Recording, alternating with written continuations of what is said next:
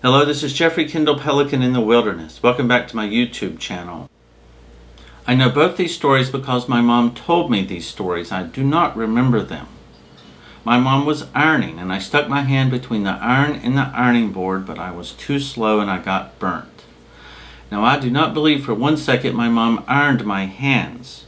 Sticking my hand between a moving object and a stationary object to stick it in and pull it out quickly sounds like something I would do. Another time, my mother was knitting in Afghan.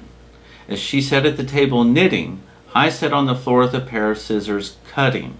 When she discovered what I was doing, her explosion of anger was so great that I crouched in the corner of the kitchen out of fear.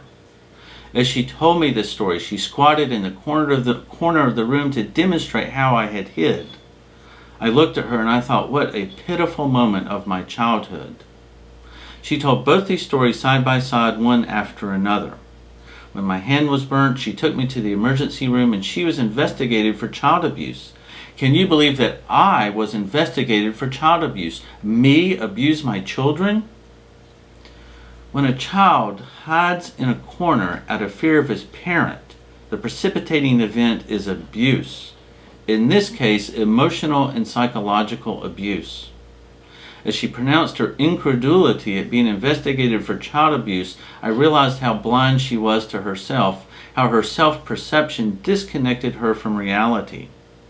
She told me this story when I was a teenager, and she knit a new Afghan like the one I cut and gave it to me as a form of apology.